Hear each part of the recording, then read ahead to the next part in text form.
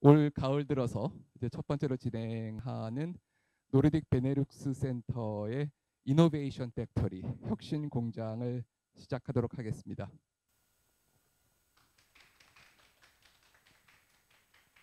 네, 저는 센터장과 공장장을 같이 맡고 있는 그리고 이제 덤으로 국제대학원 원장을 맡고 있는 이재승입니다.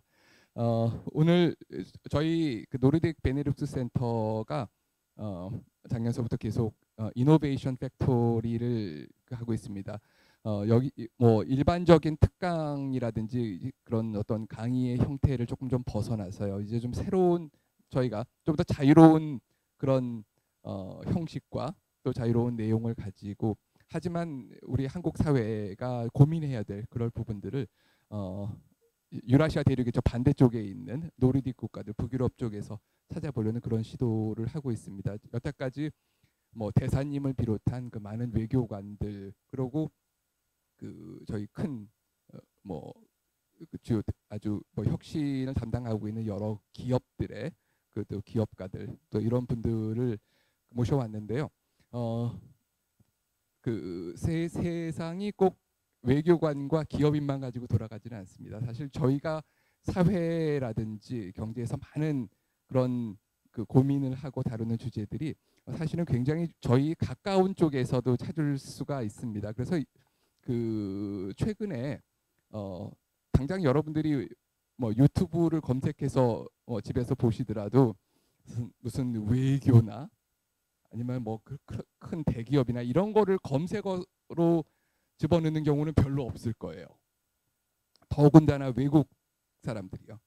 근데 아마도 제가 짐작컨대 제 경험을 바탕으로 보면은 밤에 자기 전에 유튜브를 할 때는 무슨 먹방을 보든지 아니면 자기 취미 생활과 관계된 거 아니면은 많은 사람들이 동물들 나오는 뭐 애견이든지 뭐 애묘가 됐던지 무슨 집사의 일기 뭐 멍냥이들 뭐 댕댕이들 일기 아니면 뭐 우리가 그 인스타에 릴스 같은 거 돌려도 그런 거 굉장히 많이 나오잖아요.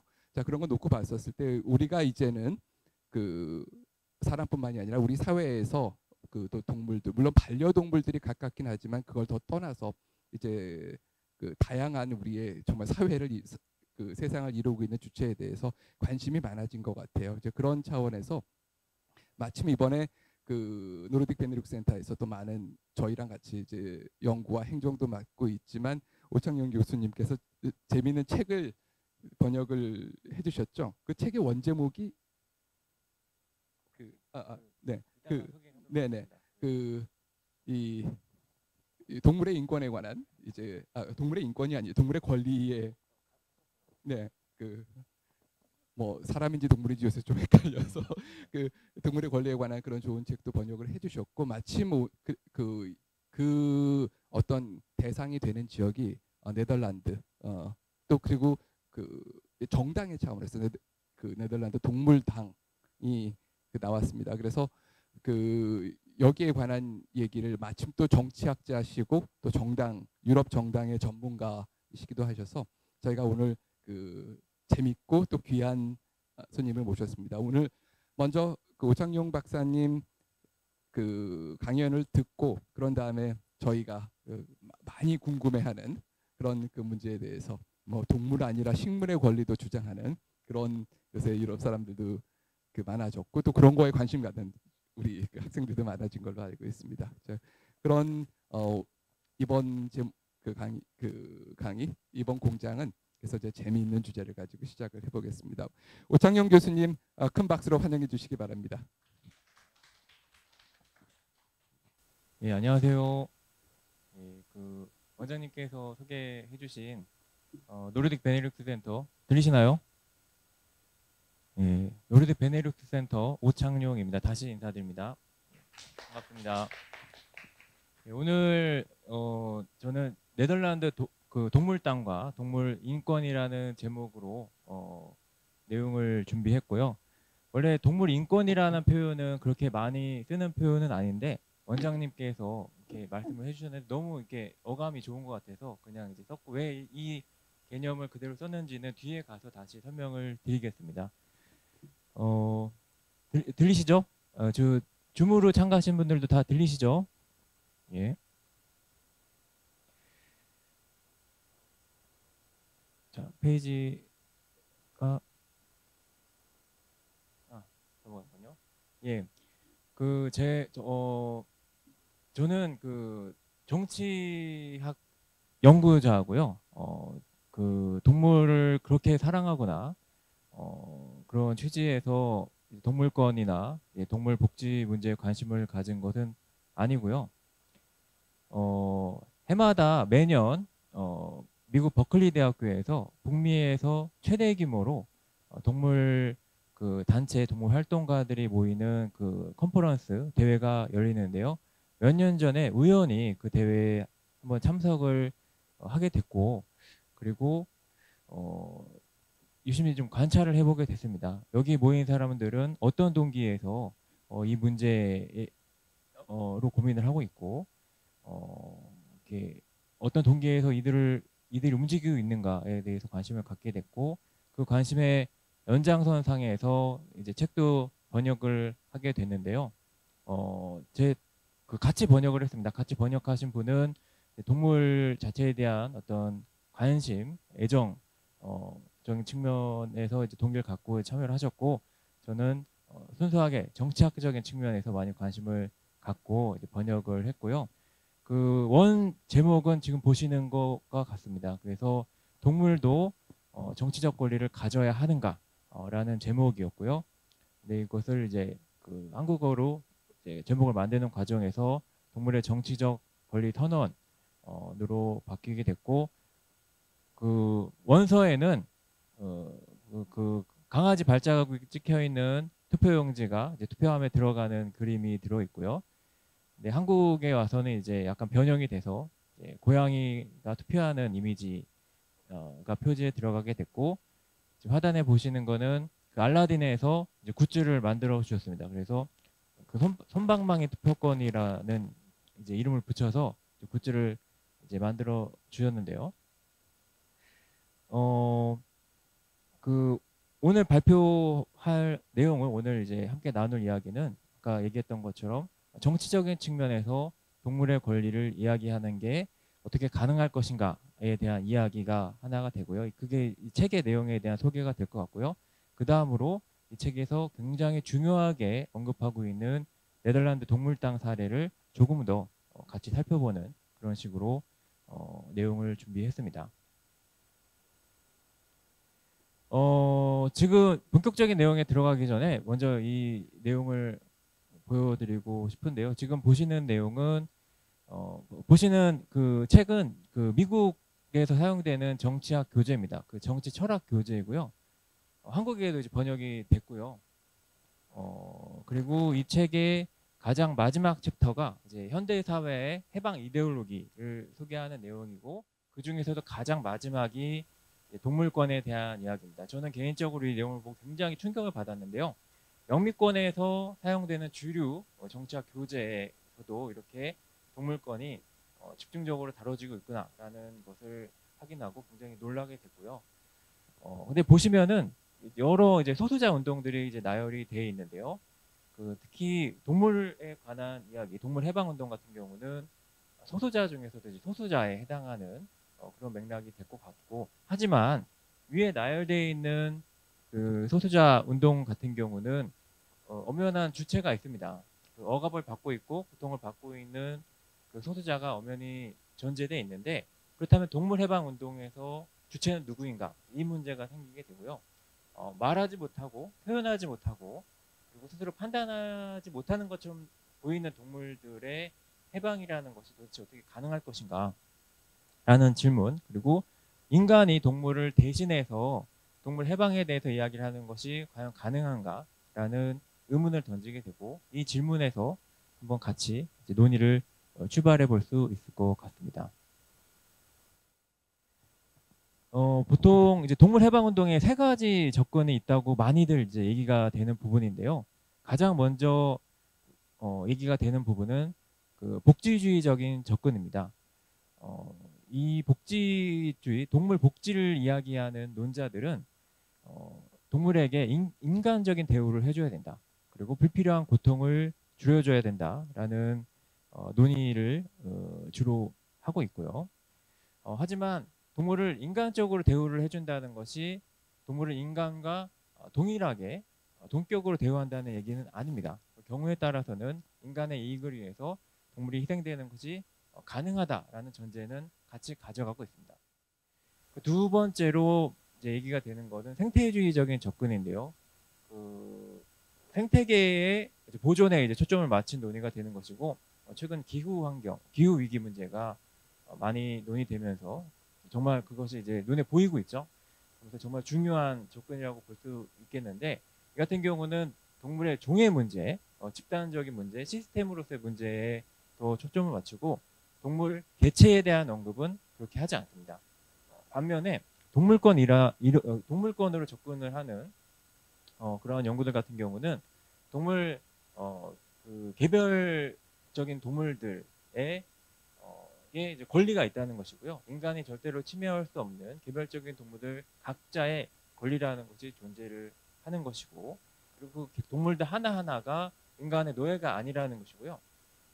그리고 동물이 인간을 위해서 태어난 것이 아니다라는 이제 주장을 이제 하는 그런 이제 흐름이 이제 동물권 이론이라고 볼 수 있고, 비교적 최근에 나온 흐름이라고 볼 수가 있고요. 그리고 어떻게 보면은 아직까지는 많이 연구가 되지 않은 그런 분야라고 볼 수가 있습니다. 이렇게 이제 동물 복지 그리고 동물의 어떤 그 내적인 가치에 대한 존중을 논의하는 입장에는 굉장히 다양한 스펙트럼이 존재를 한다는 것을 알 수 있는데요. 지금 보시면은 굉장히 제목이 비슷한 두 책이 지금 이제 나와 있어요. 다음 페이지입니다. 예. 그 첫 번째 책은 이제 피터 싱어가 최근에 발표한 책인데요. 피터 싱어 많이 들어보셨을 거예요. 동물 해방이라는 책을 발표하신 분이고, 동물 해방 이론의 거의 창시자로 봐도 될 정도로 많은 영향력을 갖고 계신 분이고, 그 종 차별주의라는 개념을 이제 만들었고요. 피터 싱어가. 그리고 지각을 갖는 동물, 그리고 고통이나 행복을 느낄 수 있는 동물을 인간이 차별할 권리는 존재하지 않는다라는 것을 논증해서 굉장히 유명한 이제 그 연구자로 이제 알려져 있죠. 근데 굉장히 재밌는 거는 이제 제목이 왜 비건인가라고 돼 있는데, 사실 내용을 보면은 고통 없이 그 인간적으로 대우를 하면서 도축을 한 고기는 먹어도 된다라는 얘기가 이 책 안에 들어 있습니다. 반면에 왼쪽에 보시는 내용, 그 책은 그 게리 프렌시온이라는 그 러커스대 로스쿨 교수인데요. 어떻게 보면은 이런 피터 싱어와 같은 접근을 비판하는 내용이 담겨져 있어요. 그래서 비건주의라는 것은 도덕적인 명령에 해당한다. 엄격한 비건의 철학을 이제 제시하는 분이고, 비건이 된다는 것은 단지 채식주의 식단을 이제 따르는 것 그 자체로 이제 생각해서는 안 된다고 주장을 하는 것이고요. 그리고 저녁 7시까지만 비건이 된다고 얘기하거나, 그리고 국내에서는 비건인데 외국 여행 가면은 비건이 아니어도 되는 이런 식으로 선별적으로 비건을 이야기하는 사람들을 굉장히 신랄하게 이제 비판을 하는 이런 이제 내용의 책을 지금 거의 같은 시기에 이제 발표를 한 것을 이제 볼 수가 있습니다. 이렇게 동물 해방을 이야기하는 그 연구자들 내부에서도 의견이 굉장히 많이 내용적으로 갈린다는 것을 확인할 수가 있고요. 근데 그럼에도 불구하고 그 동물권에 대해서 이야기하는, 동물의 권리에 대해서 이야기하는 논의는 여전히 그 서구 사회에서도 비주류라고 이야기가 되고 있고요. 동물 복지에 대한 이야기는 이제 거의 이제 주류가 됐다. 이제 모두가 다 받아들인 담론이 됐다라고 이 책의 저자 코크런은 이야기를 하는데, 그럼에도 불구하고 본인과 같이 동물의 권리에 대해서 이야기하는 사람들은 아직 많이 없다라는 것이 이제 첫 번째 이제 어떤 문제 제기이고요. 왜냐하면 서구 사회에서도 어떤 동물권 개념에 대한 문화적인 경제적인 장벽이 존재를 한다는 것이고, 그리고 실제로 동물권을 주장하는 운동이 크게 성공한 것도 아직 많지 않다라는 이야기를 합니다. 왜냐하면은 서구 문화에 동물이 인간보다 도덕적으로 열등하다는 그런 관념이 깊게 뿌리 박혀 있고, 도덕적으로 열등한 동물은 인간의 정복의 대상이 되는 그런 관념이 문화적으로 깊게 뿌리 내리고 있기 때문에 동물권에 대해서 이야기하는 것은 쉽지 않다는 얘기서부터 이 저자는 이야기를 시작합니다. 하물며 이제 서구 사회에도 이렇게 동물권에 대해서 이야기를 하는 건 쉽지 않은데, 동양 사회에서 그리고 한국 사회에서 동물권에 대해서 이야기를 하는 것이 과연 얼마나 가능할까, 이런 문제를 한번 같이 논의를 해볼 필요가 있고요. 이따가 질의응답 시간에 여러분들 의견도 좀 들어보고 싶고, 그리고 서구 사회에서 동물권에 대한 그런 태도와 동양에서 한국에서 동물권에 대해서 사람들이 이제 그 느끼는 그러한 분위기에 굉장히 뭐 어떻게 보면은 크진 않지만 미묘한 차이들이 분명히 존재하는 것 같고요. 이제 그런 부분들에 대해서 같이 얘기를 해보면은 굉장히 의미가 있을 것 같습니다. 근데 흥미롭게도 그 동물권을 이야기하는 그 논자들 내부에서 의견이 다르고요. 이 동물권 이론도 계속 변화하고 있는데요. 초기에 이제 이야기가 됐던 동물권이라고 하는 것은 그냥 동물들이 보편적으로 가지고 있는 권리를 보호해주면 된다. 침해받지 않을 권리를 보호해주면 된다. 정도에서 논의를 시작했습니다. 그 대표적인 논자가 방금 전에 이야기했던 게리 프레시온느가 되고요. 이 초기에 나온 이야기에 따르면은 그 더 이상 인간이 동물을 길들여서는 안 된다는 것이고요. 지금 이제 키우고 있는 반려동물은 끝까지 잘 책임지고 보살펴 줘야지만 더 이상의 반려동물은 안 된다라는 얘기를 하는 것이고, 그리고 가능한 한 인간이 동물과 관계를 끊어야 된다라는 것이고, 그 관계를 끊음으로써 인간이 불필요한 책임을 지지 않아도 된다. 이런 식의 논의를 이제 전개를 했는데요. 이러한 접근에 또 이제 한계가 있을 수가 있는데, 분리 그리고 동물들의 그 자체의 어떤 권리를 보장한다는 측면을 강조하다 보니까는 인간과 동물의 관계에 대해서 논하는 것은 좀 소홀했다라는 얘기가 되고 있고, 그리고 또한 인간이 동물에게 져야 하는 책임의 문제는 소홀했다라는 것이 이 저자의 주장입니다. 그리고 그 다음으로 이제 등장을 한 것이 최근에 이제 나온 동물권 이론들인데요.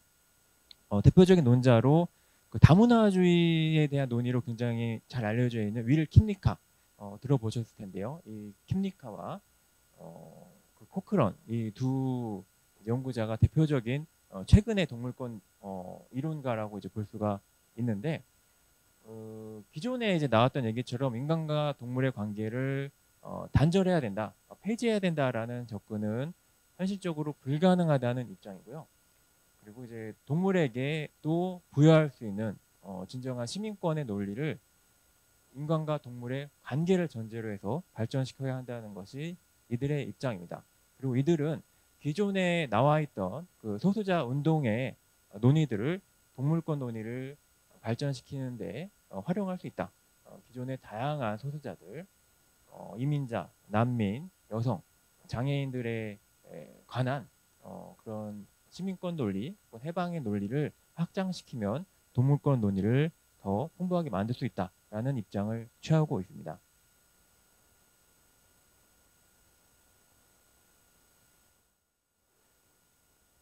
그래서 이 책에서는요, 동물과 인간의 이제 관계 맺음에 대해서 굉장히 다양한 카테고리를 설정을 하고 각각을 설명하고 있는데요.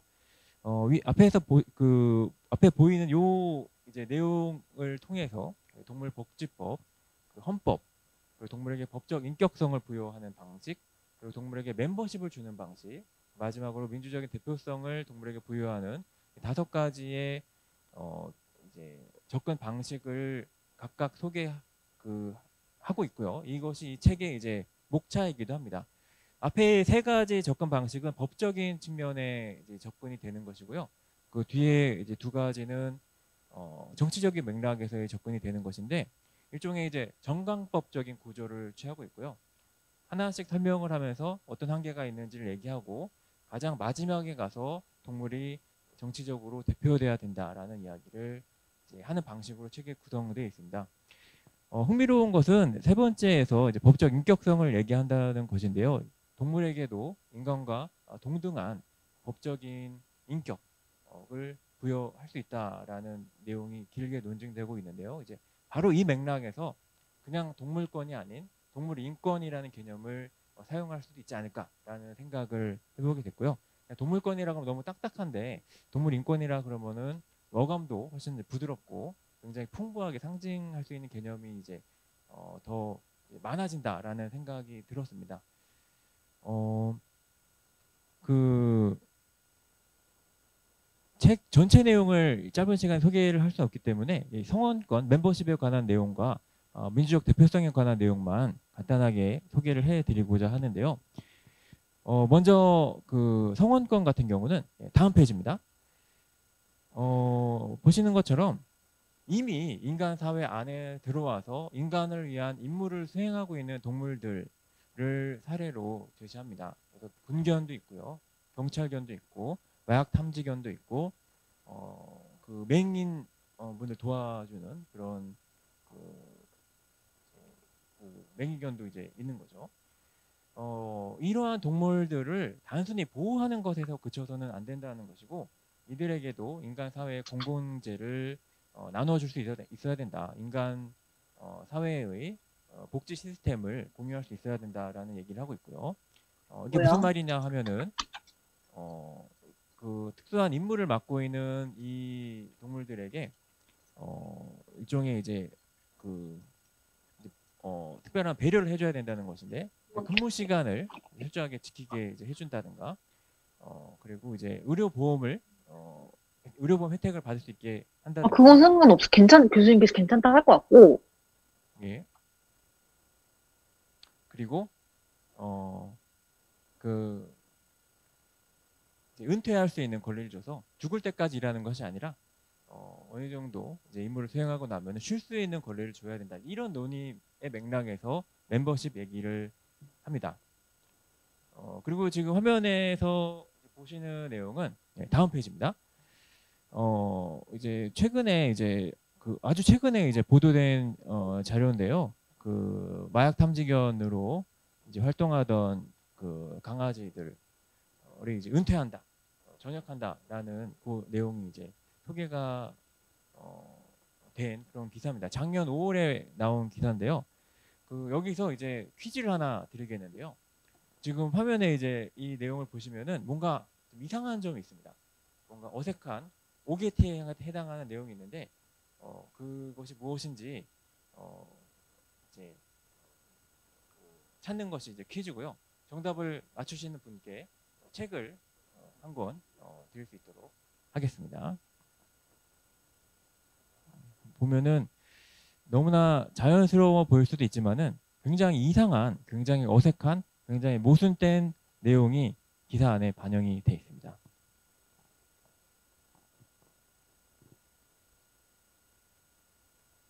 그 줌으로 참가하시는 분들도 함께 찾아봐 주시면 좋을 것 같고요.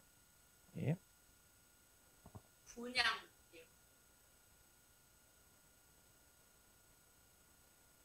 이상한 게 없나요? 예. 분양.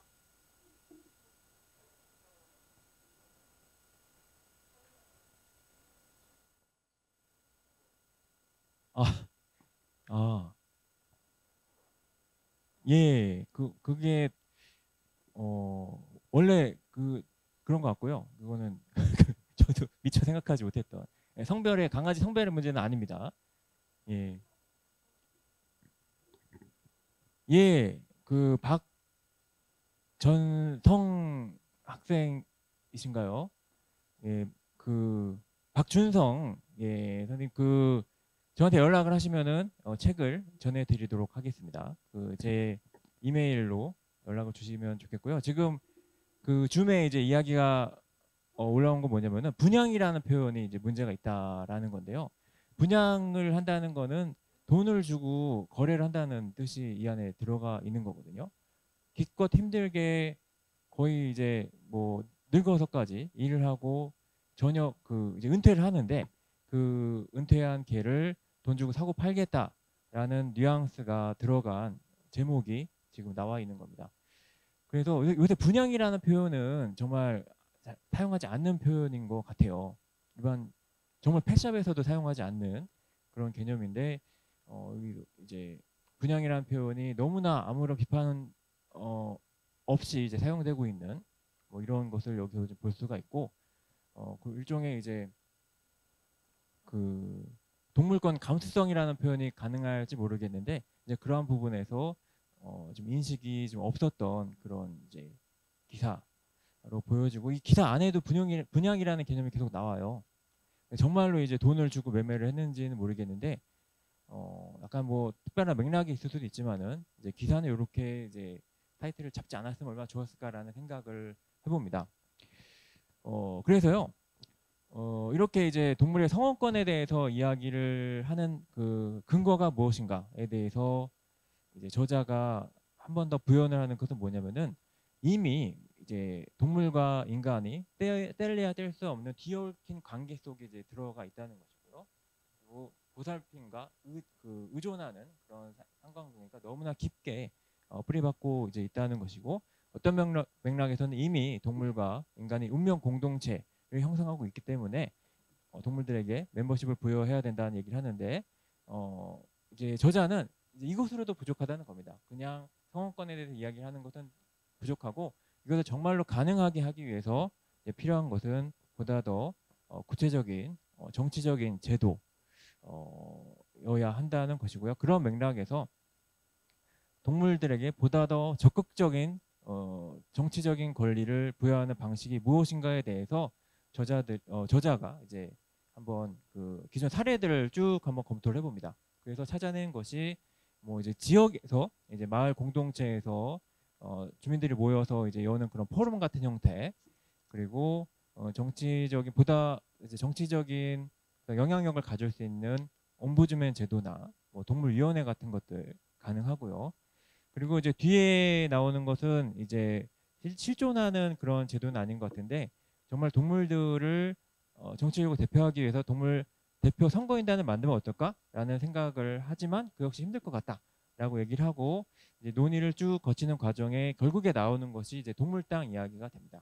동물당이라는 것이 존재를 해야지 전문적으로 말하지 못하고 소통하기 힘든 동물들을 전문적으로 대변할 수 있는 그러한 정치적인 힘이 형성될 수 있을 것이다라는 것이 이 저자의 이제 마지막에 이제 그 제시되는 주장이라고 볼 수가 있고요. 이제 그럼에도 불구하고 많은 문제들이 의문들이 제기가 됩니다. 과연 인간이 어떻게 동물을 대표할 수 있을 것인가? 이 부분에 대해서 저자 역시도 뾰족한 답을 명확하게 내리지는 못하고 있고요. 그 동물을 대변하는 의원들이 끊임없이 동물들과 소통하려는 대화하려는 노력을 해야 된다라는 정도로 언급을 하는데요. 이제 이것이 이제 책에서 다룰 수 있는 그 최대한의 이제 논의가 아니었을까라는 생각이 들고요. 이 연장선 상에서 책에서 가장 중요하게 언급을 했던 네덜란드 동물당의 사례를 직접 살펴볼 필요가 생깁니다. 그리고 이제 네덜란드 동물당에 대한 이야기 넘어가기 전에 여기 퀴즈가 하나 더 이제 있는데요. 자, 여러분들이 보시기에 여기 나와 있는 그 국가와 이 숫자가 무엇을 의미하는지 한번 추측을 해보시고요.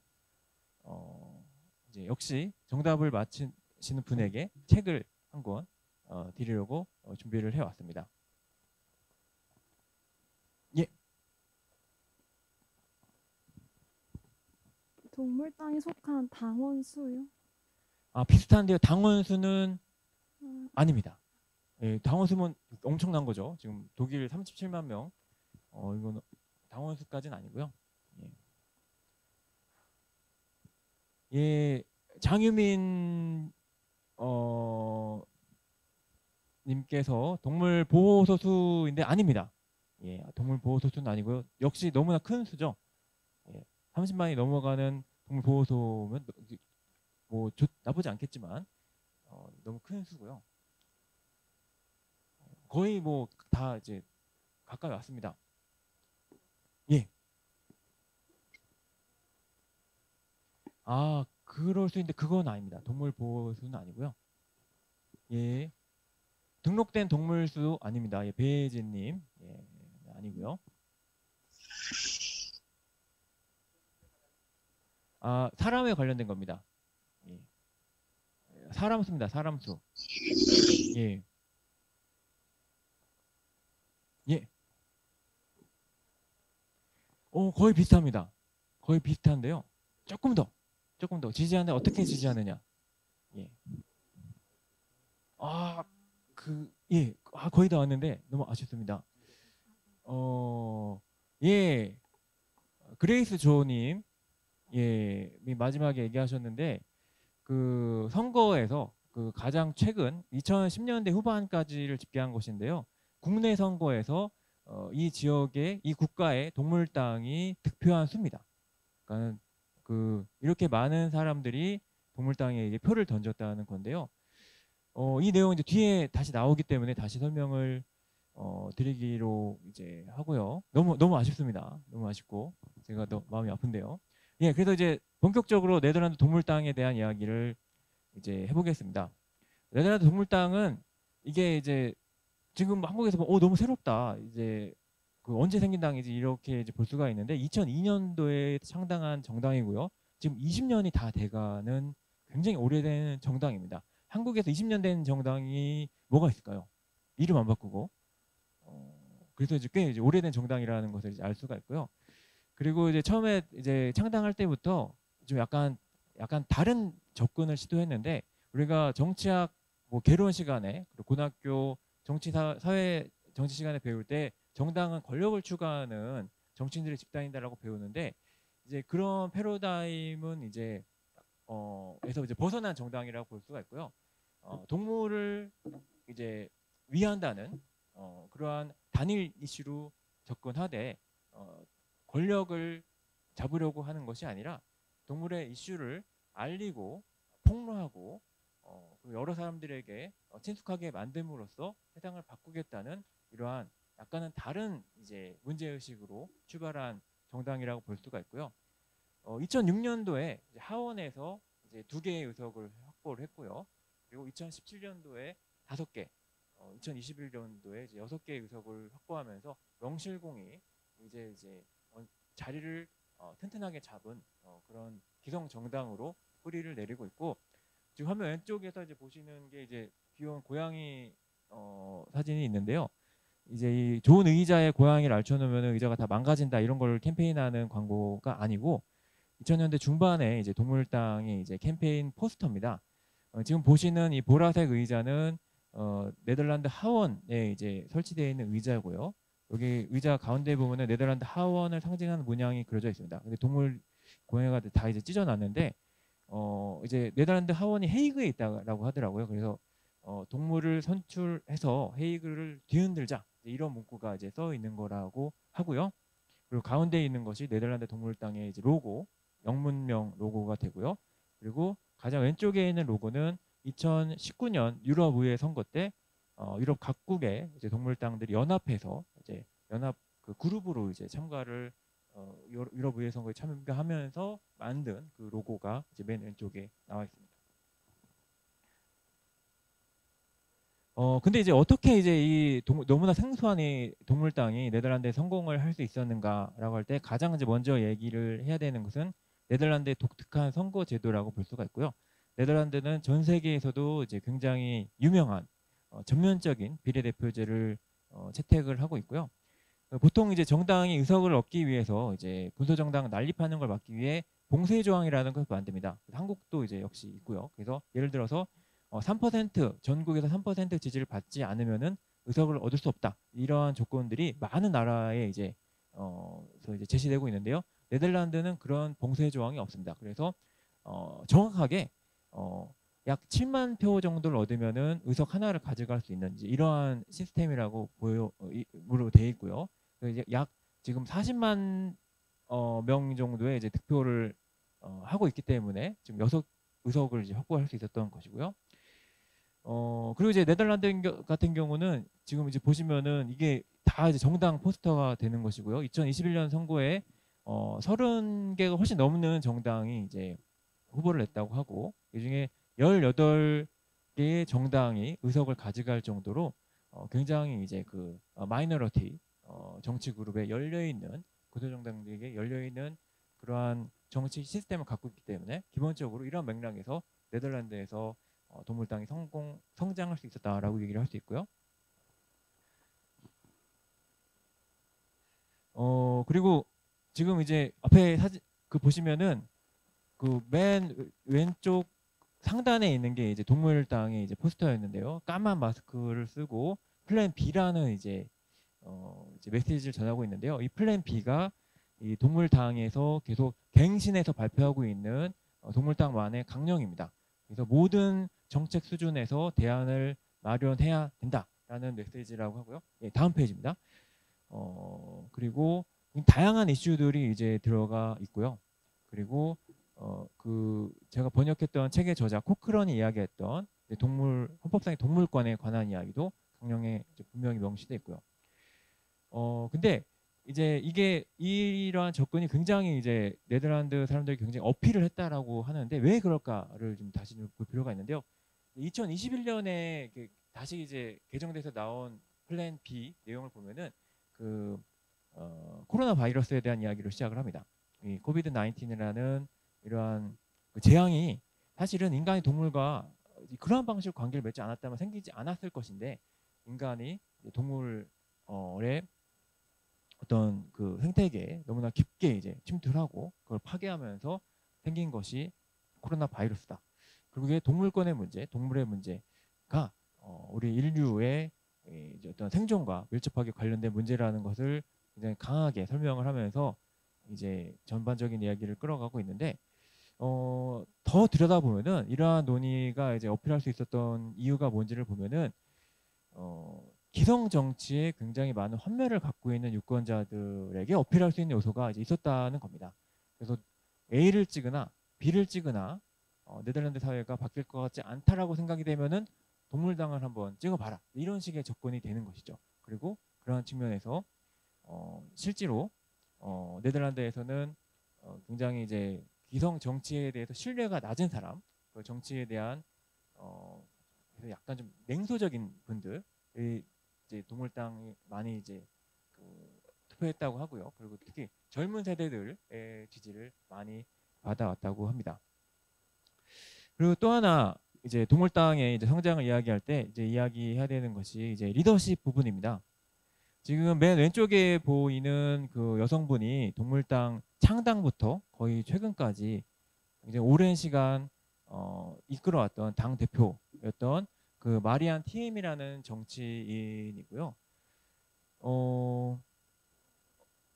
동물당 같은 경우는 그 정해진 그 이제 시스템 안에서 최대한의 이제 어떤 메시지를 전파하는 것을 목표로 했기 때문에 그 이제 언론을 좀 잘 이제 활용을 하는 능력, 그리고 보여지는 이미지를 잘 활용하는 능력, 이제 이런 것이 굉장히 좀 중요했다라고 하는데 다음 페이지를 먼저 보면은요, 이렇게 눈을 확 끄는 이제 이러한 가시적인 그런 이제 이미지 정치에 능했던 지도자가 아니었나라는 생각을 하게 됩니다. 맨 왼쪽에 보이는 요 두 이미지는 이제 체게바라로 분장을 한 이미지고 그 이미지로 책도 이제 냈다고 하고요. 이분이 이제 나이는 91학번 나이시고요. 아직 젊으시고요. 그리고 저기 좌측에서 두 번째 사진은 월요일은 고기를 먹지 말자라는 메시지를 한 요리사로 분장을 하고 계시고, 그리고 맨 왼쪽에 이 의상이 정말 기가 막힌데요. 여기 보시면은 작게 TTIP라고 쓰여 있어요. 그래서 이제 들고 있는 백까지를 포함해서 메시지를 보면은 미국과 유럽연합의 자유무역에 대해서 네덜란드는 반대한다 라는 메시지를 이 의상으로 이제 표현을 하고 있는 겁니다. 그렇게 이제 이러한 그런 그 전략들이 분명히 네덜란드 국민들, 유권자들에게 어필하는 부분이 분명히 있었다라고 생각이 되고요. 그리고 유튜브를 찾아보면은 그냥 아침 방송 같은 데도 너무나 익숙하게 출연하는 모습들을 볼 수가 있습니다. 나와서 요리를 하고 집 구경을 시켜주고 그런 친숙한 이미지 만들면서 이제 동물의 이제 메시지를 전하는 데에 굉장히 능숙했던 분이라고 보여지는데 2017년도 가운데 보는 인물은 2017년도에 당에 이제 새로 하원으로 선출된 그 판 쿠텐이라는 정치인입니다. 두 분이 11살 나이 차이가 나는데 세대 갈등으로 봐야 될지 모르겠는데 굉장히 심각한 내적인 갈등을 두 정치인이 이제 보여주게 되는데요. 이게 굉장히 이제 네덜란드 동물당의 정체성을 이제 보여주는, 그리고 미래의 정체성을 다시 생각해 보게 만드는 사건이었는데, 그게 무엇이었냐면은 이 새로 의원에 이제 당선이 된 이 팡쿠텐이라는 정치인 같은 경우는 역시 이제 언론에 자주 이제 출연을 하고 능숙하게 언론과 이제 상대하는 그런 능력을 갖고 있는 정치인이라고 볼 수가 있는데, 팡쿠텐 같은 경우는 동물권 이슈가 아닌 다른 이슈에 대해서 이야기를 하기 시작했습니다. 낙태 문제라든가 이민자 난민 문제라든가 그리고 LGBT 이슈라든가 이제 이런 것에 대해서 적극적인 의견을 표현하자 당 대표였던 마리엔 티엠이 이제 그거는 아닌 것 같다라고 이제 그 야단을 친 것이고요. 마리엔 티엠은 그 언론 보도의 표현에 따르면은 그러한 헛된 인간들의 문제에 대해서 동물당이 개입할 필요는 없다. LGBT 정당이 우리가 LGBT 정당이 빚진 거 없다. 근데 네가 나가서 왜 그런 것에 대해서 이야기를 하느냐라고 얘기를 한 것이고요. 판쿠텐이라는 이 정치인 입장에서는 어떻게 동물당이 다른 그 소수자 운동에 대해서 무관심할 수가 있느냐, 거기에 대해서 모른 척할 수가 있느냐라고 이제 맞서게 됐고요. 이것이 심각한 정당 내 갈등으로 분출이 되게 됩니다. 그래서 결과는 판쿠텐은 탈당을 하게 되고요. 탈당을 하고 독자 노선으로 이제 독립적인 정치인의 길을 가게 되고 마리엔 팀은 대표에서 물러나게 됩니다. 그래서 현재 2021년부터 새롭게 당 대표를 맡은 분은 맨 좌측에 에스터 우에 한트라는 이제 여성 정치인인데, 이분 역시도 굉장히 이제 언변에 이제 능한 분이고요. 이제 그 다행히 이 당 내분으로 이제 당의 의석수가 굉장히 줄어들 것이라는 걱정이 있었음에도 불구하고 2021년 선거에서 이제 의석수가 더 많아지는 6개 의석을 확보하는 데 성공을 하면서 현재 이제 이런 그 정당의 성장세를 이어가는 데 성공을 했습니다. 그리고 이제 다음 페이지입니다. 지금 보시면은 이제 이 당원 수가 늘어나는 그래프가 이제 보이는데요. 현재는 약 22,000명의 당원을 보유하고 있다고 하고, 정확히 의석수가 늘어나는 것과 이제 비례를 합니다. 그래서 2006년부터 약 2017년까지는 단 2개의 의석만을 보유했었는데 2017년 그리고 현재까지 이르면서 이제 5개 넘는 의석을 보유하는 정당이 됐고요. 네덜란드 하원 전체 의석수는 150석입니다. 그래서 곱하기 2를 하면은 한국 정당과 좀 비교해 볼 수 있는 규모가 되는데, 현재 한국에 비유한다면 10개가 넘는 의석을 보유한 정당이 이제 된 것이고요. 충분한 영향력을 의회 내에서 행사할 수 있는 그런 정당으로 성장을 했다고 볼 수가 있습니다. 그리고 이제 보시면 이게 그 네덜란드 전체 정당의 이제 그 의석수가 나와 있는데요. 맨 위에 이제 4개의 정당을 먼저 보시면은 되는데, 잘 안 보이기 때문에 우측 하단에 다시 정리를 했습니다. 그래서 자유인민당, 보수주의 정당과 자유주의 정당이 35석, 24석을 확보를 했는데 과반을 차지하지 못했습니다. 통상적으로 네덜란드 하원 선거 때 두 정당 정도 연합을 하면 과반이 되는 경우가 많이 있었는데, 최근에 와서 점점 더 의석이 파편화되는 경향이 있다고 하고요. 그리고 세 번째가 극우정당입니다. 극우정당은 2017년도에 의석을 20개를 확보해서 2위 정당까지 성장을 했는데 2021년 선거에서 잠시 주춤해서 의석 4개를 잃고 3위 정당으로 밀려났고요. 네 번째가 기독교 정당이고, 보시면은 좌파 정당이 다 밀려났습니다. 그래서 보시면은 9개, 8개, 7개, 8개 이제 좌파 정당, 녹색 정당들이 그 밑으로 이제 이어지고 있고 굉장히 분산돼 있고, 그 다음에 이제 동물당이 자리를 차지하고 있는데요. 처음에는 이제 수권 정당이 아닌 이제 그런 취지로 그 동물당이 창당이 되는데 2021년 선거 때 아직 연립정부가 성립되지 않았거든요. 이제 그 내각 구성을 계속 논의하고 있는데 동물당도 가능하다면, 기회가 있다면은 연합 정부에 참여하는 그런 의사를 지금 밝히고 있다고 합니다. 그러면은 이게 무슨 얘기냐면은 동물당이 여당이 될 수 있는 그런 상황도 충분히 가능해진다는 이야기가 됩니다. 그리고 이제 보시는 내용은 유럽에서 아까 이제 퀴즈에 나왔던 내용인데요. 유럽에서 이렇게 많은 국가들이 동물당을 보유하고 있고 이렇게 많은 득표를 하고 있다라는 것을 보여주는 표입니다. 파란색으로 표시된 국가들은 유럽 의회나 이제 국내 하원에 의석을 실제로 보유하고 있는 국가들이고요. 독일은 이제 유럽 의회에 이제 한 명의 그 유럽 의원을 동물당에서 배출했고, 그 네덜란드와 포르투갈은 하원에 실제 이제 동물당이 이제 진출한 상황이라고 볼 수가 있고, 스페인은 득표율이 굉장히 높음에도 불구하고 의석이 없는데, 이건 이제 선거 제도의 영향을 받는 거겠죠. 단순 다수대표제를 따르게 될 때 이제 동물당이 이제 그 의석을 얻는 건 굉장히 힘들어지기 때문에 어느 정도 비율로 비례대표제를 도입하고 있느냐에 그 영향을 이제 받는다고 볼 수 있는 것 같은데요. 어쨌든 중요한 것은 전반적인 이러한 추세가 네덜란드만의 추세가 변화가 아니라는 것, 유럽 전반에서 이러한 변화가 진행되고 있다는 것이고요. 그 벨기에 사례도 굉장히 재밌습니다. 지금 벨기에 정당 이름은 디어 아니말이라는 동물당이 창당됐는데요. 번역기 돌리면 동물당 이렇게 나옵니다. 이게 무슨 얘기냐면은 디어는 네덜란드 그 벨기에 북쪽의 네덜란드어를 이제 사용하잖아요. 그래서 이제 네덜란드 말로 동물, 아니말은 벨기에 남부에 이제 불어 사용하는 사람들이 사용하는 동물 아니말, 그래서 디어 아니말 이렇게 이제 됐는데, 이 정당이 굉장히 의미가 있는 것은 벨기에 같은 경우는 1970년 이후에 모든 정당이 언어권을 배경으로 분열을 했습니다. 그러니까는 이념을 같이 하는 것보다 언어를 같이 하는 게 이제 중요하다고 생각을 한 거고요. 그래서 1970년대, 60년대 후반부터 기독교 정당도 두 개로 분리되고, 사회당도 분리되고, 그리고 보수당도 분리되고요. 언어별로 따로 가는 겁니다. 그리고 아예 녹색당은 1980년대에 아예 창당을 따로 합니다.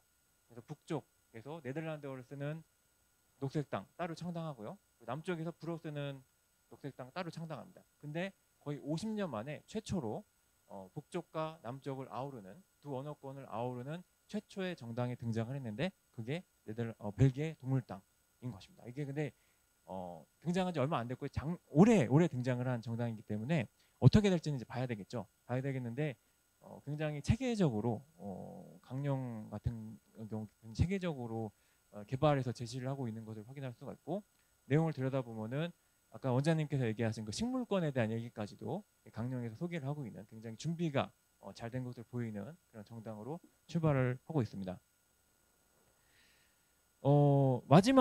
거의 마지막에 해당하는 내용인데요. 이제 그럼에도 불구하고 네덜란드에서 왜 어떠한 조건이 있기 때문에 동물당이 이렇게 먼저 성장할 수 있는가를 조금 더 이제 고민을 하게 됐는데요.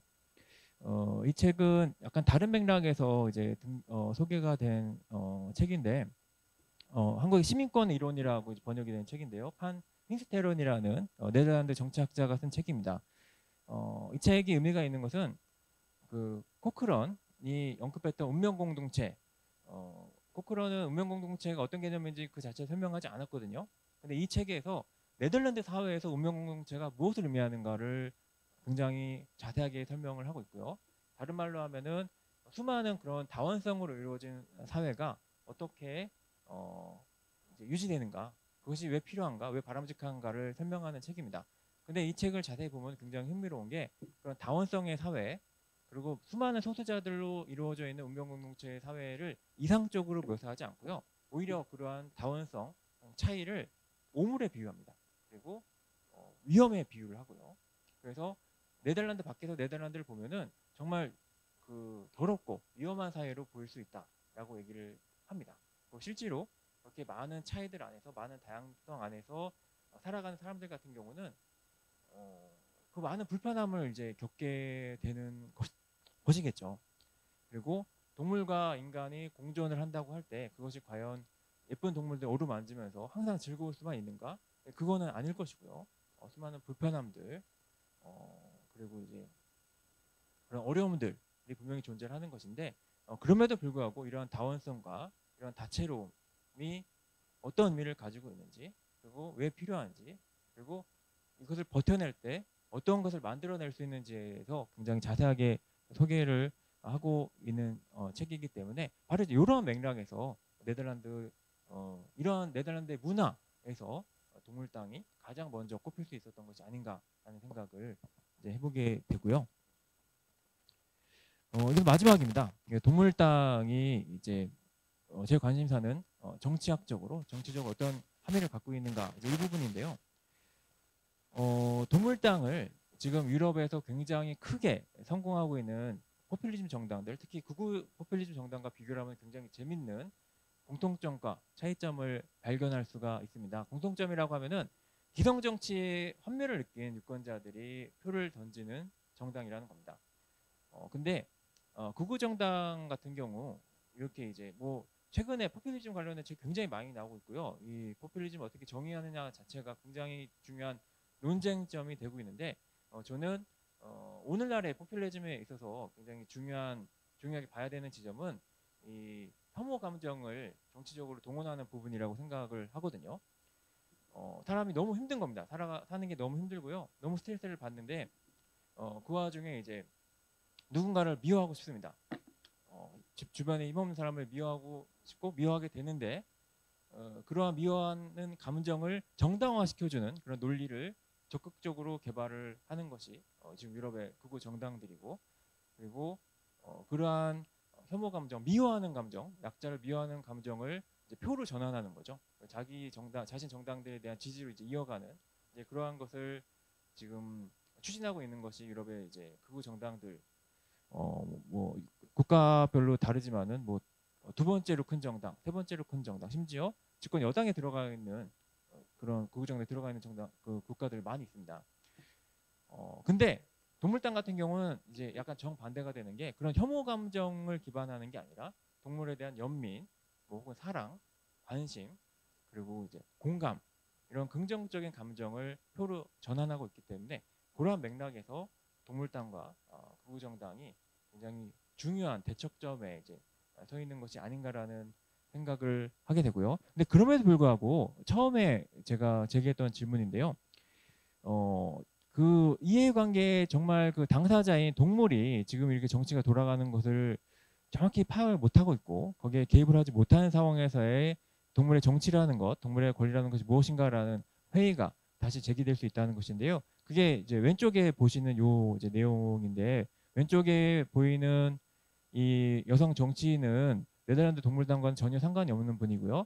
이분은 덴마크 극우 정당을 오래 이끌어 오셨던 프랑스로 치면은 그 마린 르펜의 아버지에 해당하는 장 마리 르펜에 해당하는 덴마크의 대표적인 극우 정치인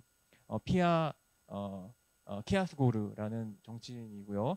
국회의장까지 하셨고요. 얼마 전에 몇 년 전에 한국에도 방문하셨습니다. 근데 이분이 이제 거의 은퇴하실 나이가 됐는데 은퇴하지 않고 이제 당에서 이제 보직을 맡으셔서 역할을 수행하고 계시는데 첫 번째 보직이 좀 작게 나와 있지만은 그 이민 담당관이고요. 반이민적인 무슬림적인 그런 담론을 형성을 하겠죠. 그리고 또 하나의 보직이 동물복지 담당관입니다.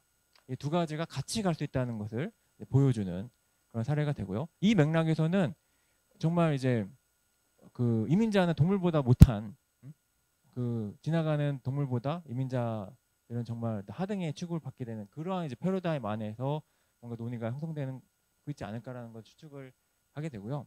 궁극적으로는 이제 사람의 얼굴이 배제된 동물의 얼굴이 전면에 나서는 그런 정치가 가능해야지 동물권에 대한 이야기, 그리고 알렉스 데어 코크런이라는 저자가 이야기하는 동물의 정치적 권리에 대한 논의가 가능해질 텐데 이 부분이 아직은 굉장히 많은 부분이 정해지지 않고 예측할 수 없는 이런 상태에 이제 있는 것으로 보여지고요. 하지만 논쟁은 계속 진행이 되고 있고 여러 가지 상황들이 변화하고 있기 때문에 이런 부분들에 대해서 우리가 다시 한번 생각을 해보고, 그리고 여러분들이 직접 이에 대한 어떤 그 견해와 입장을 만들어내시는 것이 굉장히 필요한 상황이라고 보여집니다. 더 추가적으로 할 수 있는 얘기는 질의응답 시간에 같이 나누는 것으로 하고요. 제 이야기는 여기서 마치는 것으로 하겠습니다. 예, 감사합니다.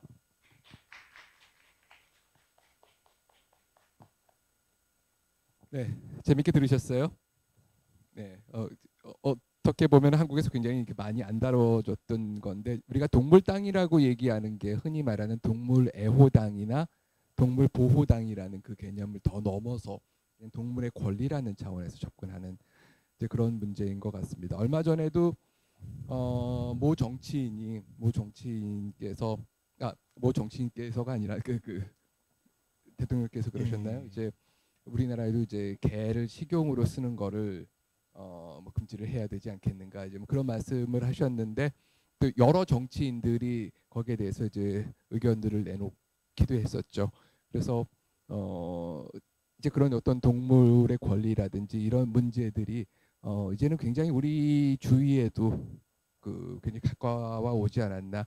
또 정말 반려동물의 숫자도 많이 늘었고 또 그뿐만이 아니라 다른 여러 정말 우리 가축이라든지 아니면 뭐 점점 이제 그런 윤리적인 차원에서도 문제가 많이 나오고 있는데 그게 어떻게 보면은 유럽 특히 이 서유럽하고 북유럽 쪽에서 그 나라들을 보면은 가끔씩 조금 먼저 가고 있는 것 같은 생각들이 들 때가 있어요. 사회의 여러 문제를 짚어내는 데 있어서 뭐 LGBT 소수자의 문제들도 그렇고 이런 그 어떻게 보면은 미래에 조금 더 빨리 실험적으로 가고 있는 그런 게 아닐까. 그렇게 놓고 봤었을 때 굉장히 다양성이 많은 사회, 네덜란드 사회가 굉장히 개방적이면서 다양성이 많은 사회인데 거기서 있었던 동물당의 얘기 아주 오늘 재밌게 들었습니다.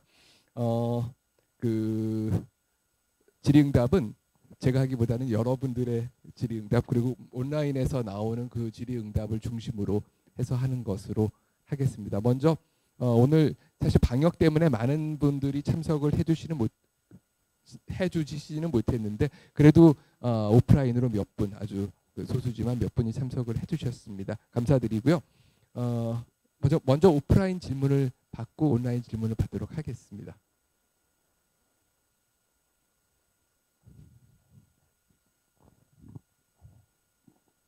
네, 안녕하세요. 저 일본학과 석사과정 김주현이라고 하는데요. 저는 동물에 대해 관심이 많았어서 고려대 입학했었던 2016학년 때도 막 채식 동아리 이런 데도 가보고 또 고양이 보호 단체 이런 데도 많이 갔었는데 저는 그 2016년쯤이 한국에서 약간 동물에 대한 보호 권리에 대한 시작 같은 논의가 시작됐던 시점이 아니었나 생각을 해요. 항상 느꼈던 게 그 네덜란드 정당인들도 다 여성분이시고 지금 여기 강연에 오신 분들도 거의 다 여성분이시고 그 동아리 소속된 분들도 여성분이 더 많으셨거든요. 강연자분은 남성분이시지만 그래서 이것에 대해서는 어떻게 느끼셨거나 생각하신 게 있었는지 궁금합니다.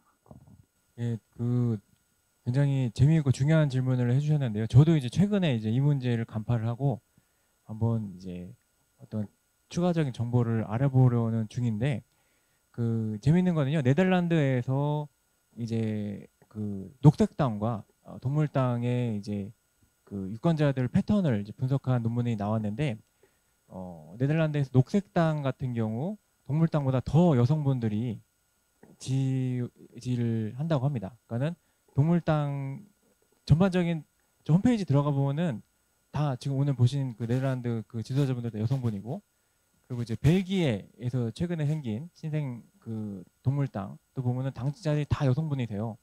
그래서 이 과연 무엇을 의미하는지 저도 이제 그걸 좀 찾아보는 중인데 이제 네덜란드 자체에서 이제 조사된 바로는 동물당보다 더 여성분들이 지지하는 정당이 또 녹색당이다 이렇게 나왔기 때문에 어느 한쪽으로 단정을 하기는 좀 쉽지 않을 것 같고요. 그 부분에 대해서는 솔직히 저도 잘 모르겠습니다. 저도 잘 모르겠는데 남자분들이 좀 더 좀 마음에 여유가 없는 게 아닌가 이런 생각이 좀 들기도 하고 저도 뭐 그렇게 동물에 대한 사랑하는 마음 이런 건 또 없기 때문에 그런 부분에서 또 이해가 되는 것도 이제 있고요. 예, 근데 한번 같이 한번 생각을 해주시면은 좋을 것 같습니다. 예. 네, 다른 질문.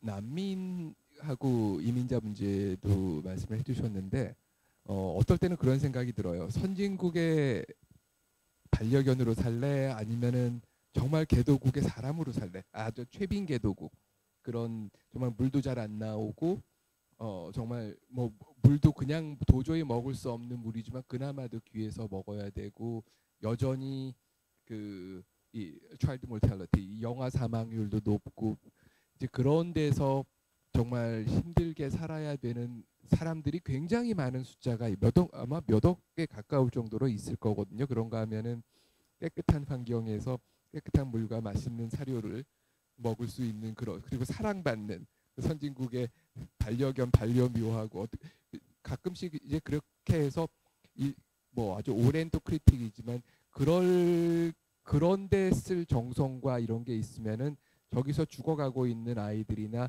그 사람들을 살리는 게 맞지 않느냐라는 그런 얘기들도 옛날서부터 있어 왔거든요. 그건 어떻게 이들 단체들은 그걸 어떻게 받아들일까요? 지금 원장님께서 해주신 질문은 정말 큰 질문이고 정말 본질적인 질문이고 계속 반복되는 질문이고요.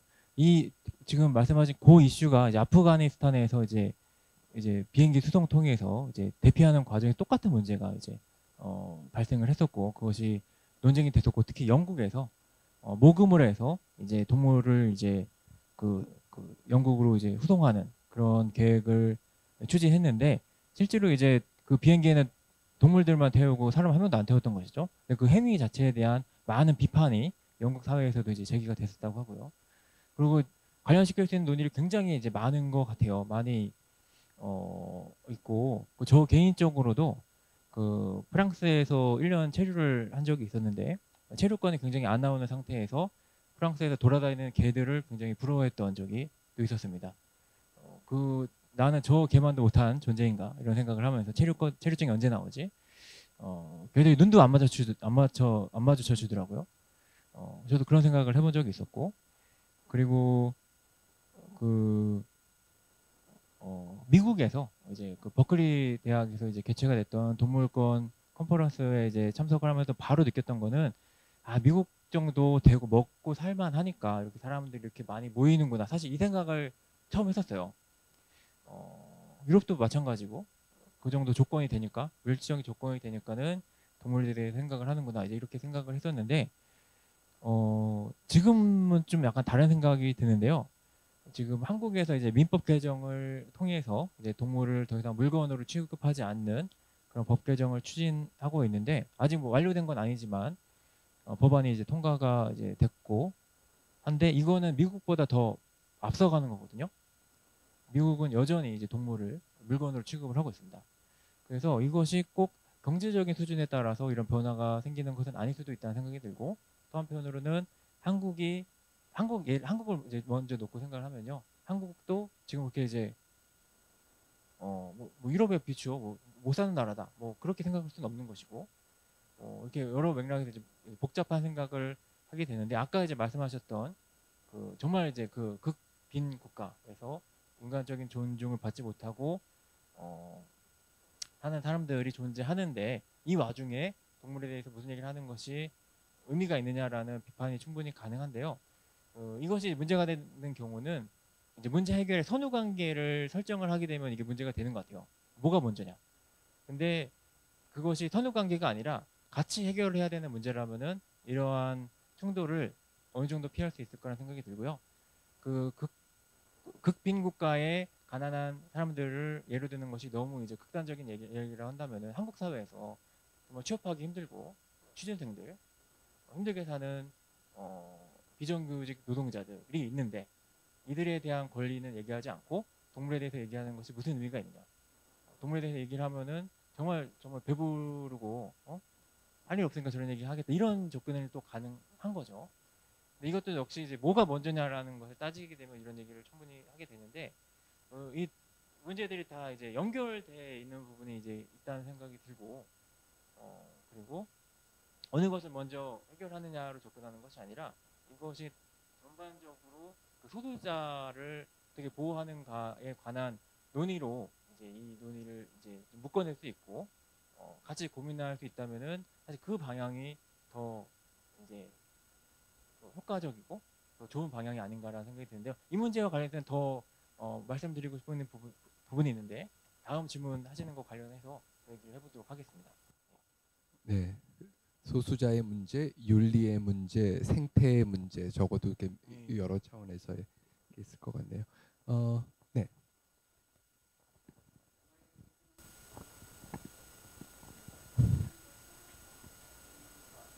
먼저 듣고. 네, 안녕하세요. 네. 네, 저는 국제대학원 재학 중인 장은영이라고 합니다. 오늘 강연 너무 흥미롭고 재미있게 잘 들었습니다. 감사합니다. 저는 두 가지 질문이 있는데요. 먼저 앞서 답변해 주신 내용에 정말 많이 공감이 됐는데 뭐 사람이 먼저냐 동물이 먼저냐 이런 우선순위 그런 순서의 문제가 아니라 어떤 동물과 인간이 상생할 수 있는 또 지속 가능한 미래를 지향하는 차원에서 의미 있는 논의를 동물당이 할 수 있다고 생각이 드는데 현재 그런 유럽의 국가들의 그런 동물당에서 동물의 복지와 인간의 복지가 함께 맞물리는 그런 정책이나 의제가 있는지 여쭤보고 싶습니다. 예, 두 가지라고 하지 않으셨나요? 네. 예. 하나는 그거고요. 또 다른 하나는 아시아나 또 국내에도 지금 반려인구가 급증을 하고 있는데 우리나라나 아시아에서의 동물당 수련 가능성이나 어떤 네, 예, 알겠습니다. 가능성에 대해 예, 예. 교수님의 의견을 예. 듣고 싶습니다. 첫 번째 질문은 굉장히 어려운 질문인 것 같은데요. 사실 동물당에서 제기하는 이슈들을 보면은 그 내부적으로 충돌하는 그리고 충돌 가능한 게 굉장히 많아요. 그리고 동물 복지를 얘기하는 것과 동물권을 얘기하는 것 사이에서도 굉장히 많은 충돌이 존재를 할 수가 있는데 지금 질문하신 거는 동물 복지와 인간 복지가 같이 가는 그런 정책이 있느냐 이제 이런 부분에 대해서 말씀하신 것 같은데요.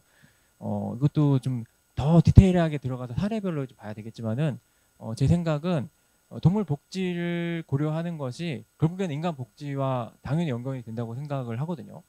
그러니까는 지금 사람들은 어떻게 죽였는지도 모르는 고기들을 이제 먹고 있는 걸지도 이제 모르는 거죠.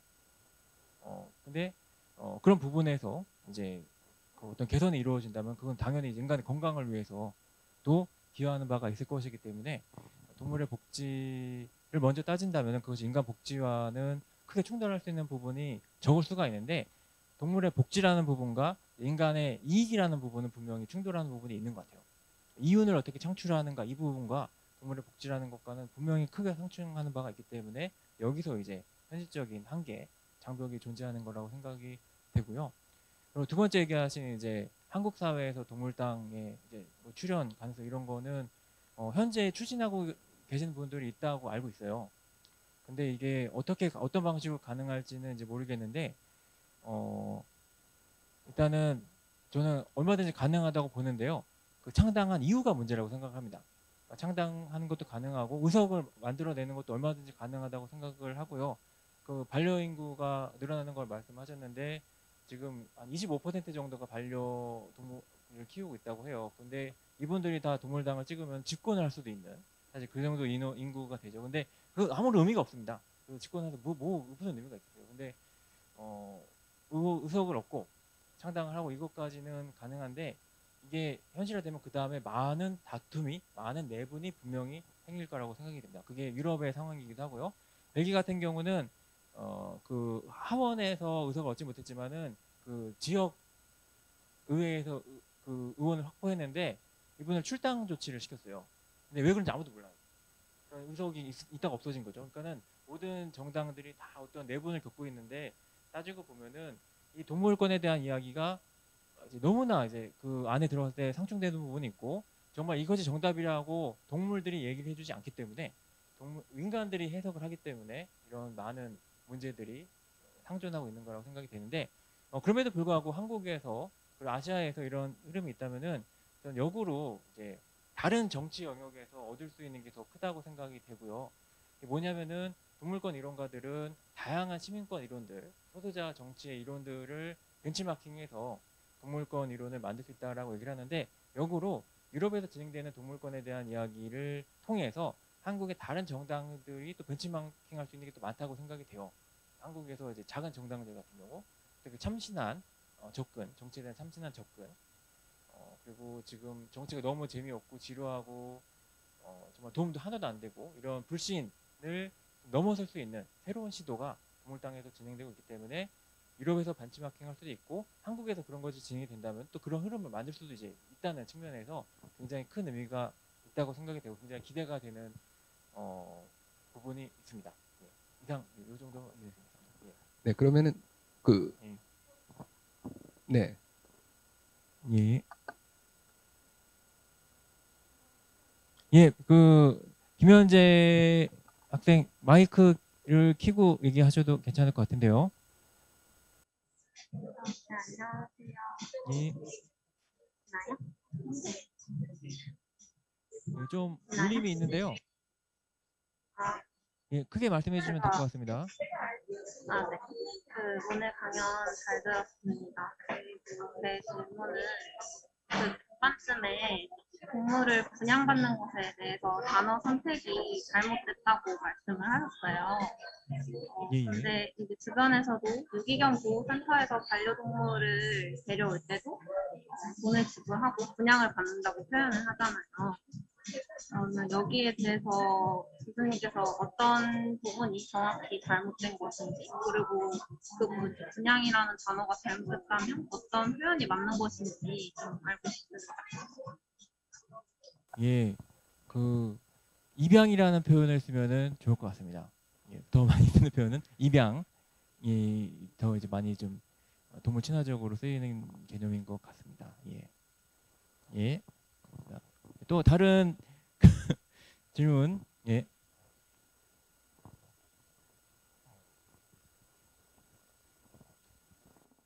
네, 안녕하세요. 먼저 네. 오늘 강의 너무 잘 들었고요. 저 두 가지 질문인데 저도 첫 번째는 이제 유럽에서 들리시나요? 정치적 영향력을 행사하기 위해선 아까 보여주셨던 것처럼 MEP 유럽 그룹을 설정하는데 혹시 이게 동물당끼리만의 연합이 아니라 최근에 녹색당이나 이제 생태계 관련한 당과 또 연합을 하고 있는지 조금 궁금하고요. 두 번째는 조금 모호한 질문일 수 있는데 아까 교수님 얘기하셨듯이 식물권에 대한 논의가 저는 굉장히 안타깝게 생각하는 게 이걸 동물권을 공격하는 수단으로 왜 동물은 하는데 식물은 안 해주냐 이런 식으로 많이 이용당하기도 하는데 저는 이제 그렇다기보다는 권리 주체의 설정으로서 그 범주의 문제로서 교수님 의견이 궁금한데요. 이제 서양에서 주체를 설정할 때 센션스 비잉을 기준으로 많이 이야기를 하는데 이 센션스 비잉에 대한 접근법도 이제 고통을 느끼는 동물에 관해서 또는 뭐 감정을 느끼는 동물 이런 식으로 나름대로 여러 가지 기준을 가지고 뭐 논의를 하는 것으로 알고 있는데 이때 박사님께서는 권리 주체 설정 기준에 대해 개인적으로 어떻게 생각하시는지 좀 궁금하고 저는 이 문제가 굉장히 아까 얘기하셨듯이 이민자나 다른 투표권의 문제로도 연결이 될 수 있다고 생각을 하는 게 이 권리의 주체가 있기 때문에 이제 현대 정치에서 이게 투표로 이어지는데 만약에 뭐 예를 들어 세금도 안 내는 동물들이 무슨 투표를 하냐라고 논의를 한다면 그럼 세금을 내지 않는 사람은 투표권이 없는 것인지 또는 동물의 권리에 관해 얘기할 때 유럽에 살고 있는 동물의 권리에 대해서만 얘기를 하는지 그렇다면 해외에 있는 사람들도 우리 정치에 투표할 권리가 있는 건지 뭐 이런 식으로 다양한 이제 익스텐션이 될 것 같아서 여기에 관한 생각이 궁금합니다. 예, 좀 감사합니다. 한 서너 개의 질문 한꺼번에 묶어서 해주신 것 같은데요. 이제 첫 번째 질문은 이제 유럽의회 선거 때 정당 연합을 어떻게 구성하는가 이 부분인데 실제로 국내 정치 안에서도 동물당과 환경당은 같이 하지 않는 지금 추세로 가고 있는 듯하고요. 그리고 유럽의회 선거 때 이제 2019년에 이제 처음 동물당 그룹이 형성이 된 건데 분명히 이제 생태주의 정당과는 이제 구분되는 연합을 구성을 했고 제가 예상하기엔 앞으로도 이제 이런 방향으로 가지 않을까라는 생각이 듭니다. 굉장히 비슷한 얘기, 녹색에 관한 이야기를 하고 있는 것에 동일하지만은 내용에 들어갔을 때 너무나 많은 사항들이 이제 다르기 때문에 관심이 다르기 때문에 같이 하기 힘든 부분이 있는데 전략적으로 뭐 미래에 이제 뭐 같이 하는 부분들이 가능은 할 수 있겠죠. 그리고 두 번째는 이제 쾌고 감수 능력이라고 이제 번역을 합니다. 그래서 지각인hen이라고도 번역할 수 있는 그러니까는 동물에 뭘 보고 동물을 이제 보호해야 되는 존중해야 되는 대상으로 보느냐, 뭘 보고 동물들이 어떤 내적인 가치가 있다고 느끼냐라고 할 때 굉장히 철학적인 굉장히 무거운 주제인데 사람들이 최근 학자들이 이제 공통적으로 의지하는 학자는 제레미 벤담입니다. 공리주의를 이야기했던 벤담의 이야기에서 차용을 해서 그리고 벤담이 스스로 이제 동물에 관한 이야기를 많이 했다고 하고요. 동물들은 인간과 마찬가지로 고통을 느낄 수 있고 행복을 느낄 수 있기 때문에 이 기준으로 동물도 인간과 동등하게 대우를 해야 된다라는 얘기를 했다는 것이고, 이 토대에서 굉장히 많은 논의들이 발전을 해왔고요. 이 논의로 굉장히 많은 논쟁을 극복하고 거기에 새로운 논의를 덧붙이고 있는 것 같은데, 근데 식물도 과연 고통을 느끼고 행복을 느낄 수 있느냐, 이제 이 문제가 이제 될 것 같아요.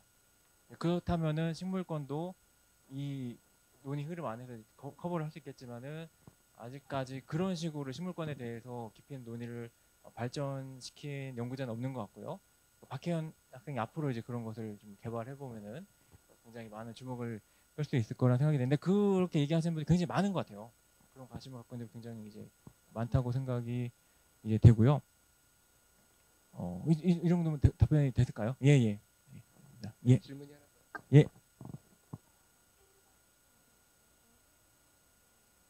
예, 예, 질문해 주십시오. 예. 마이크 켜고 말씀해 주셔도 되고요. 예.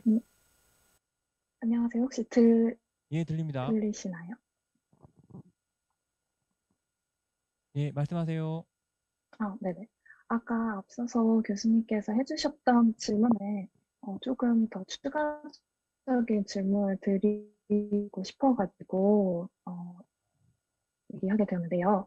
아까 앞서서 그 한국이나 아시아에서의 동물당 창당 과정에 대해서는 어쨌든 긍정적으로 바라보신다고 말씀하셨는데, 사실 개인적인 생각으로는 긍정적으로 바라볼 수도 있지만 사실 현실적으로 부딪힐 수 있는 문제들이 정말 많다고 생각을 해요. 앞서 말했던 인간의 권리가 우선시 된다든지. 그래서 우리나라에서는 사실 생태나 그 외에 사회적인 약자, 사람에 대한 그런 사회적인 약자를 대변하는 당들도 사실 많은. 중요한 부분에서 계속 말이 막히고 있습니다. 예. 혹시 가능하시면 채팅창에 글을 좀 남겨주시면은 좋을 것 같고요. 예. 이제 우리나라에서도 뭐 아시아뿐만이 아니라 이렇게 긍정적으로 아시아에서 될 거라고 말씀하셨는데, 아마 질문자는 그것보다는 좀 더 난관이 많지 않겠느냐는 그 내용이었던 것 같아요. 우리나라에서의 그 전망은 어떻게 보시는지요?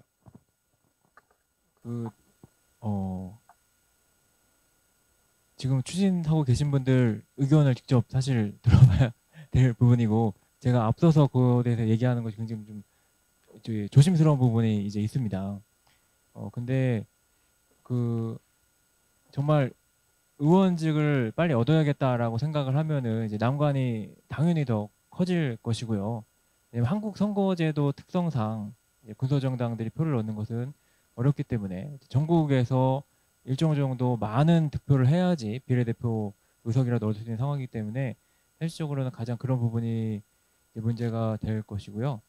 그리고 정당을 이제 만들 수 있을 정도로 지금 현재 이제 좀 분산되어 있는 그런 단체들을 좀 하나로 좀 이렇게 묶어낼 수 있는 이제 그런 리더십도 분명히 있어야 될 것이고, 그리고 동물권에 대한 정말 깊이 있는 이해 또 같이 이제 좀 성장을 해야지 이제 종합적으로 그런 조건들이 마련될 것이라고 생각이 되고요. 그런 것이 또 동시에 또 난관이 될 수 있다고 생각이 됩니다. 반드시 정당으로만 정당으로 가야지만 성공하는 건 아니잖아요. 많은 경우에 사회 운동 같은 거는 그 정당의 소위 제도권 정당으로 들어가지 않더라도 어떤 사회 운동이라든지 또 어떤 다른 여러 가지 그 경로를 통해서 그 영향력을 행사할 수 있는 그런 그 부분 영역도 분명히 있을 거라고 생각을 합니다. 네, 어떻게 보면은 동떨어져 있으면서 어떻게 보면 굉장히 가까운 이슈였습니다. 동물권이라는.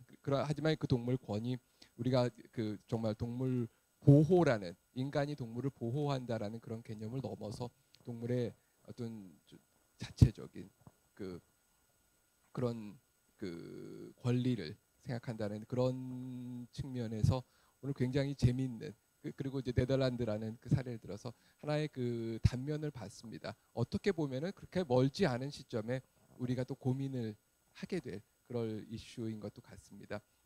뭐 계속해서 저희 노르딕 베네룩스 센터에서도 관련된 그런 내용도 저희가 그 노르딕 베네룩스 게이트웨이라는 그 유튜브 그 네트워크, 저희 독자 채널이라기보다는 저희가 이런 그 여러 이슈들과 관계된 그런 유튜브들을 모아서 일종의 게이트웨이를 제공을 하고 있습니다. 들어와서 저희 홈페이지에 들어와서 보시면은 북유럽 사회, 그 베네룩스 사회의 많은 주제들에 대해서 그리고 저희가 한 줄 요약, 세 줄 요약 이렇게 그 해놓은 것들도 많으니까 쉽게 많은 주제들, 아마 이 주제에 관계에 대해서도 하나 그 게이트웨이를 저희가 또 만들 수 있을 것 같습니다. 사실은 동물 대표들도 좀 여기 와서 앉아 있고 그래야 되는데 그 안타깝게도 요 건물 안에는 동물이 못 들어온다고 해요. 뭐 혹시 인간의 탈을 쓰고 들어온 동물이 여기 좀 계신지는 한번 손 들어보시겠어요?